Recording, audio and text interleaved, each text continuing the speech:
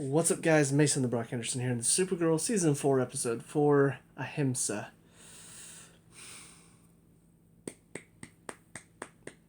Well done. Well done, Supergirl. You've successfully made a good character. Not just that, you made a good character in one episode and actually made me feel emotion for said character in the same episode. I don't know how they did it. I truly don't. I mean, this show is normally so bad. I'm kind of blown away because Manchester Black, quality character. I'm beyond the fact. I mean, I kind of love all things British anyway. Um, he was a fun character, full of personality, full of character, and I felt bad for him at the end. I mean, I didn't shed a tear, but my eyes kind of watered. I've never felt that for the show before. Maybe once, when Wynn was leaving. And that's just because it was a good character leaving the show. No, but like they actually did a great job with his character. I don't know if like they just got in this one writer, like they just have this writing team full of a bunch of idiots, and then they just bring this one guy. Hey, could you write this one character for us? And he's just like, yeah, but I'm only writing that character because I don't want to work with the rest of these idiots. And so that's it. That's all he did was just Manchester Black's character. But he's an awesome guy. Just everything that I've seen so far, all of his story, it was emotional. Like I said, he has so much personality in how he talked with John Jones. I hope he sticks around. He seems like he is. He seems like he's going to go on a little bit of a crusade trying to hunt down the people that ended up killing Fiona. But yeah, really, really liked his character. Like when he showed up, I'm assuming he's somebody that the people who read the comics will know. I personally don't know him. Like, because when he said his name, he's like, "Oh, Manchester Black," and I'm sure all the comic book nerds are like, "Oh, they got him in there." I'm guessing the way he said it made it feel like they were trying to build up to that, but it's not a character I've heard of before. But yeah, I'm excited to see what he's gonna do. I hope he's keep staying involved. As far as everything else is concerned, I'm not a big fan of this. I don't know. I, the new story with the president, and he apparently isn't liking what Alex is doing, so he sends in this person to watch over. I don't know. I've seen this done before. Oh, we at the government don't like what your team is doing, so we're gonna send somebody to watch you because, yeah, we don't like what you're doing. It's like she saved the day, Like Supergirl's fine. They saved the day. They managed to, deal with two of the agents or two of the bad guys' cronies, which actually kind of shocked that both of them died. I was kind of liking the brother. I'm a little disappointed he's dead, just because Otis, I think, he was funny. He was really, really funny. Just I don't know. He was so dumb that it was hilarious when he knocked the kid's toe on the ground, and the kid was like, "Hey," and he like steps on it. He's like, "That's a life lesson. This is life. Deal with it." I don't know. Just he was so goofy. It was hard not to find him hilarious. But yeah, so he and Mercy are both dead now. Kind of surprising that they just decided to kill both of them off just out of nowhere. I did kind of, I don't know, the reception at the end, or not the reception, but just how it all ended was a little. I wasn't a big fan of it, because after the two of them get killed, Supergirl takes her helmet off and she's like all smiling, like, "We did it, we got him." Just like, you realize two people just died, right? Like, two people just died. And then Alex comes back in and brings like, hold on one second. You might not want to get back to work just yet. Why? Because everybody's got to give her their fanfare. Yeah, Alex, you did it. I don't know what you did. You didn't really do much. You're just kind of there. Supergirl and Guardian did most of the fighting. You were just kind of there as both Otis and Mercy died, and you didn't do anything to stop it. But you did it. You did it. Clap for her, guys. Clap for. It's a Supergirl thing. Somebody who did absolutely nothing gets a lot of praise for doing absolutely nothing because somehow she was there, and that's enough. But anyways, let's see the Guardian stuff. We saw a scene with him and Nia, and she's telling him not to go back out there, but then he does anyway, and then Lena gets upset, and then apparently he's gonna be like, I don't know, like it's kind of interesting because now some of these people that are anti-alien, now they're using him as a pedestal. You know, it's like, oh look, see, he's human, he's fighting back. Yeah, we don't need those stinking roaches. Don't say the R word, guys. Don't say the R. I something about the fact that they have a, their version of the N word. Something about that does kind of make me laugh whenever they say it. Like that one in the, was it the last episode?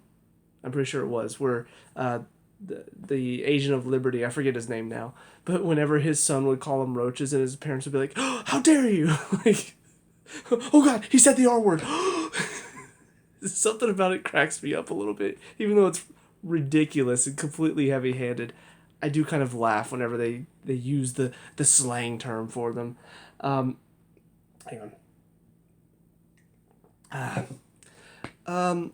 But yeah, so I'll be curious to see how this works because honestly, it's kind of an interesting concept for Supergirl to tackle because so far it's been very one sided. Like anybody who's on this side is like, oh, bad, bad, bad, and there is, not to get too political, but in our world, in real life, there's definitely somebody of importance who has become the focus of a lot of hate groups. And people criticize him because these hate groups support him. It's like, okay, yeah, but he's not supporting them. He doesn't agree with it just because they hold him high up. Like he's their trophy guy. He's the one he's not actually doing anything for them. They just think he is because they see him as that. But that's not how it works. And yet people still criticize him for that. Kind of the same thing here with Guardian. It's not like he's doing anything that's like, oh yeah, see, he hates the aliens too, but they see him as that because it's a human fighting back against the aliens, the bad aliens, of course, and so they want to use him as a pedestal, as something to look up to. So I'll be curious how they handle this. You know, I don't know. It's kind of interesting, and obviously that's probably not what they're going for with this because let's be honest. The person that I'm describing in real life is somebody that the showmakers of this show probably extremely dislike. In fact, they've made references to him several times as the villains. So I don't know. It's just kind of an interesting concept though, and I'm curious if they're going to tackle that at all, or if it's just going to be Jimmy's going to come out and say, no, no, no, no, no, that's not what I'm about. No, you got to stop that now. I don't know, but the only other thing is the Russian Supergirl. Still just nothing from... I honestly haven't talked about her yet because it's not really been much of anything. We saw her at the end of last season. We saw her at the beginning of this season. And now she's like out again and she's training. I don't know. It just seems like they're kind of showing us, oh yeah, by the way, she's still a thing. Be scared of that, guys. The Russians are training a Supergirl. It's probably KGB. Be scared. Anyways, that's about it for this episode. Now on to the next one. See you there. Now episode 5, Parasite Lost. They had me. Oh, they got me good. Ooh, they got me so good. Because they brought in this, this general, supposed to be taking charge, and I'm going to be watching your every move. And then all of a sudden she wasn't that. She calls Alex in, and it felt like they were building up to that moment where she's like, oh, I see you did this and this and this. Oh, why did you do that? Oh, to increase efficiency? Well, good job. That scene was hilarious. I was like, okay. And then later, oh, excuse me.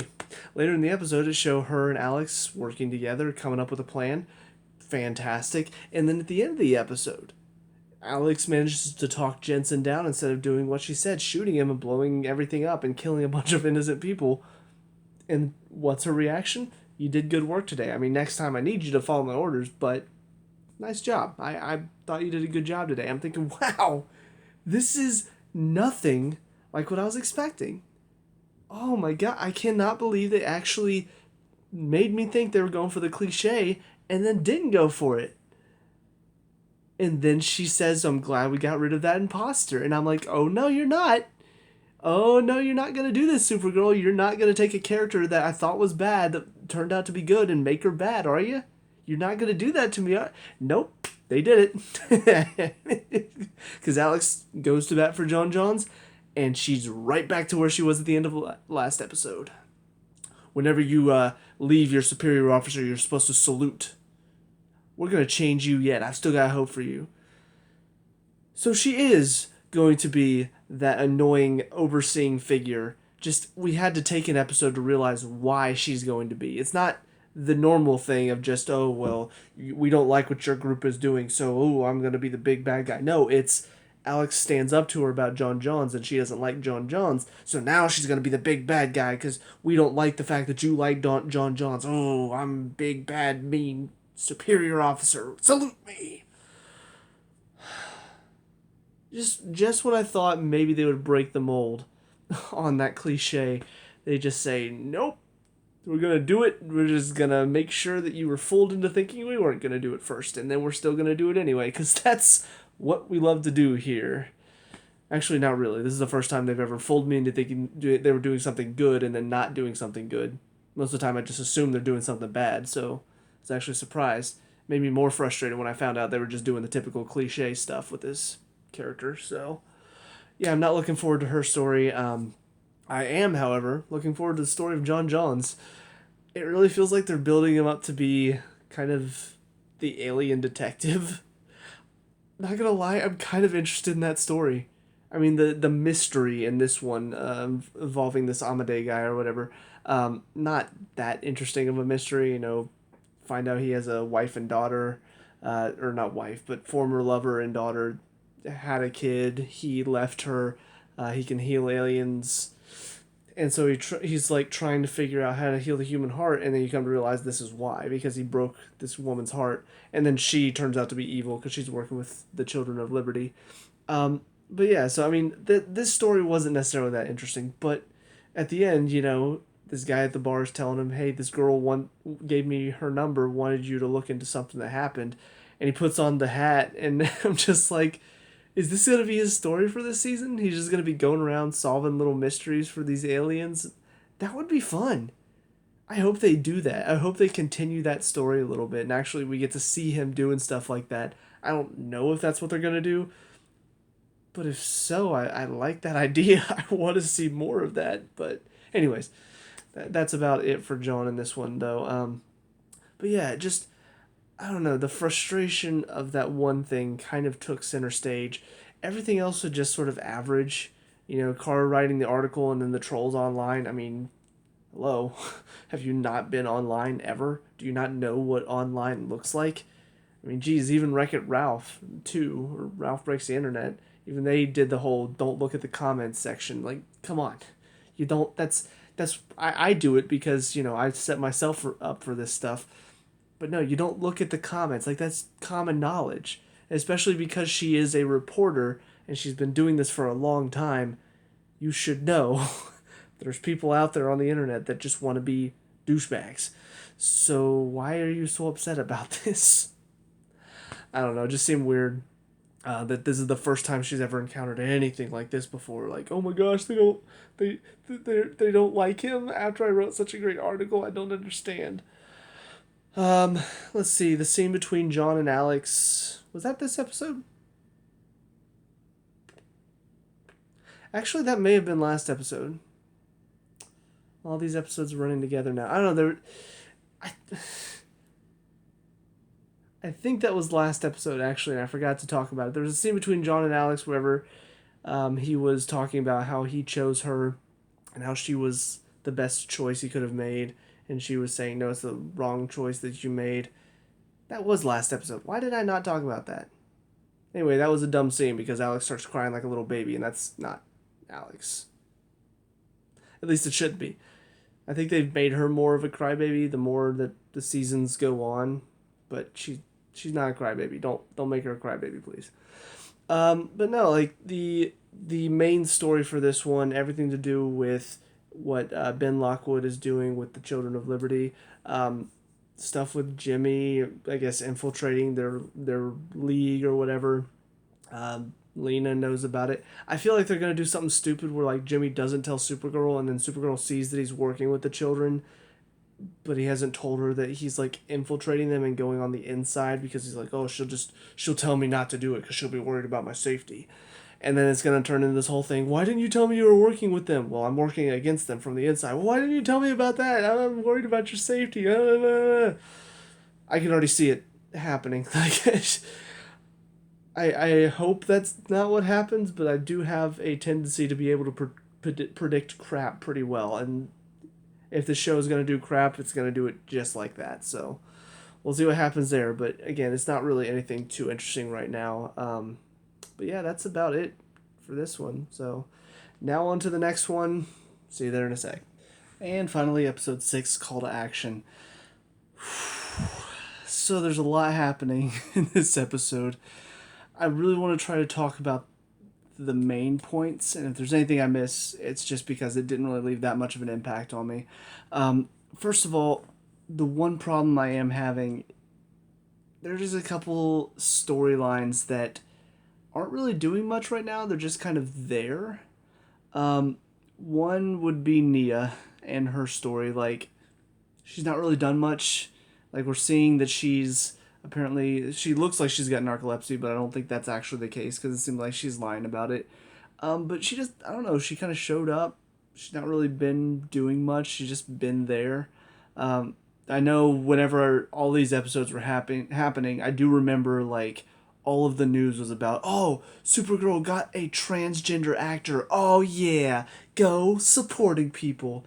And that's about all the reason that she's been on here, because I've not seen any. She's not done anything for the story. Like, she's just sort of a part of it. So yeah, she's kind of on the sidelines. She's not doing much. So don't really. I don't know. It's just kind of taking up time whenever we focus on her story and her little plot points. And also, I'm kind of on the fence about the whole Jimmy Lena stuff. Like, it just, I understand both sides, but also I'm kind of like, is this really important right now? While there's so much other stuff going on, do we really need to take time to show them fighting and going through the little soap opera bullcrap right now? But aside from that, most of the other stuff, pretty good. The director, still not great, but she's at least being understanding, which is nice. Like, she's still kind of trying to be the hard ass, like, oh, you don't agree with me, so I'm gonna pretend to be the big bad guy. Ooh. Also, points off because Danvers likened her to Umbridge. No. No. Look, you can consider her Umbridge if you want to, but no, you're wrong. She's not nearly, like, yeah, it's similar concept, but all the cliches, the ones I was just complaining about in the last episode, all the cliches that she's fitting into, being the person that comes in and takes over and just does what they want to do. Okay, yeah. On a scale of 1 to 10, right? Right now, Haley is right about here. She's in the middle. A little bit higher probably just because they faked me out and thinking that they weren't going to do that, but then they did. Umbridge is through the ceiling, okay? There's no comparison. Not at all. Seriously, screw Umbridge. My girlfriend made me, like, watch the Harry Potter movies because she's obsessed with them, and I hadn't watched them growing up. And I can't watch the 5th movie again. I can't, and that's the reason why. Anyways, but like, she's the general though. She's not that bad, but she's still kind of pulling all the general cliche things that I'm used to seeing. So a little frustrated with that. Let's see, the stuff with Jimmy going after these people while also trying to, like, pretend like he's a part of them. He kind of told Supergirl, but not really in this episode. I don't know. They're not quite going the route I thought they were going to go with it, so I'm curious to see if they're actually going to do what I thought. Because, it would be an easy way to set up tension in the show. which most of the time, if the writers have an easy way to set up tension, they're gonna do it. Let's see, what else? Because I know which one I want to talk about last, because it was my favorite part. Oh, Lena and the Hearts. Not really sure where they're going with this. First of all, the fact that she's looking into trying to cure cancer does make me think either she's got it or her mom has got it. Because she seems like she's really intent on trying to cure the cancer, like in the hearts that she has. But eventually, they come across this one heart that they injected with a Haranel or whatever, and she's been burning all the hearts, and then this one doesn't burn. It's like, oh, it's invincible now. Interesting. So, not really sure why she's doing the cancer. Not really sure what this entails as far as like, is she just going to start giving this to people she knows and cares about, and then they're going to be invincible now? I don't know. But she's starting to, she said, let's get a human to test it out. So I'll be curious to see what that entails. Oh, the talk show where Ben and Kara end up on the same talk show. I like that scene because it shows that it really does show why Ben is a good villain for this season. The more I'm seeing him, the more I'm like, yeah, he's good, because it's like he knows how to phrase all of this. He knows how to phrase the hate speech in a way that sounds good and sounds like he's not trying to say like go out and kill them. He's just saying, hey, we need to defend ourselves, and he has good points that he brings up, which is why people are willing to follow him. So I like the fact that they're setting him up like that. He's not just a guy who, oh, he's just good at making speeches. No, he's intelligent. He knows how to make things that are normally not reasonable, like killing people, sound reasonable. So I don't know. I like the villain that they set up for the season. That last little bit at the end, because he and Kara, like, I like the fact that Kara had a chance to sort of go up against him, like brain to brain, because it was interesting to see them have the two differing viewpoints. But I like that last little bit at the end because it solidifies that he really is intelligent and he knows how to make himself sound like he's in the right. And in fact, they end up giving him his own show at the end. So yeah, I like this guy. He's doing a good job as a villain. He's making me not making me think that what he says is a good thing, because obviously hating and killing and violence is not right. But a good villain is one that you can understand their motivations, and you can not necessarily agree with them, but they're more relatable. Um, but the best part of this whole episode, Manchester Black, man. When he showed up a couple episodes ago, I'm like, please let him be more a part of this season. And he wasn't in the last one, but then they showed him in the previously on Supergirl. I'm like, oh yes, he's coming back. And man, he brings an element to this show that has not been a part of it. The dark side of it. Like, oh my goodness. First he's torturing a guy for information, and then whenever the I don't know what you want to, the manifesto is being carried out, he hides in one of the homes that's been marked, and then he shows, like, he comes out and starts shooting him down, and then at the end it looks like he's gonna kill this police officer. So yeah, I mean, he's an intense character, and on a show that's normally so like, oh, happy-go-lucky and oh, emotional and crying and soap opera, he just brings like this grounded realism and intensity that I would expect on a show like, maybe like he would fit in really well with Arrow. But because there's no real other characters on this show like him, I'm kind of loving it. I'm kind of loving the dark tones that he's bringing in. I meant that not in a scan way. But the dark elements that he's bringing in, like in just his performance and the way he's handling all of this, all of what's going on. Oh, it's good. It's really good. I'm glad they brought him onto the show. Like, I cannot wait to see what else he's got, because yeah, it's it's something that I didn't think Supergirl was ever gonna have. A character that I almost kind of like Slade, from Arrow, Deathstroke, if you want to call him that. Like, that type of character that whenever he's on your side, but the way he handles things is not quite what the good guys are doing, and that I kind of love it. So, but yeah, overall, not a bad episode. It's honestly, I'm kind of surprised. You know, these CW shows have a tendency to make me want to rage and get frustrated. And while that undertone of the political heavy handedness is still there, it's definitely becoming more of an undertone as the season progresses. And I'm glad. You know, I didn't want it to be constantly slapping you over the head with, like, oh, you should let illegal immigrants into your country because they're all good people, which is what the beginning of the season was. It's mellowed out, it's toned that down, and it's focused more on what this battle is, which is aliens trying to live their lives and these humans who are scared because of course all the alien attacks. Makes sense. But the way they're combating it is the problem. They're coming at it with hate, they're coming at it with violence. And Supergirl's kind of caught in the middle because she's supposed to, like, she and Superman kind of supposed to be the bridge between humans and aliens, and she's struggling to create that bridge because there's a lot of fear right now, and she talks about that. And honestly, that's something that talk of fear at the end is a good thing to talk about, because you can even compare that to what's going on now, you know, with everything going on with all the people who don't want to leave their houses because of a certain reason that can't be talked about.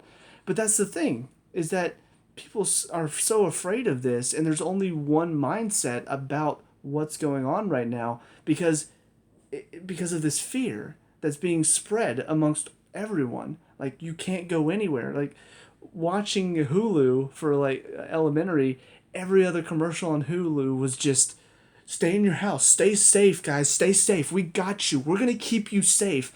Like, we all have to be terrified of this thing going on. And that's actually, it's very relevant. And of course, obviously, the makers of this show probably would disagree, just because, I mean, they probably have a different opinion than I do of this whole situation. But it is relevant, and so I gotta commend them that they are taking it down as far as what all of everything going on. They are toning it down. They're not so focused on all of that still. I don't know. It's rare that I feel like the show's getting better, but I really do feel like that right now. So, hey, we'll see what happens. Maybe it keeps getting better. Maybe they do more stupid stuff. Who knows? But that's it for these 3 episodes. Let me know what you think down in the comment section below. What are your thoughts? We can discuss all that good stuff. Ooh, excuse me. Leave a like and subscribe for future Supergirl reviews, and I'll see you guys in the next one. Peace out.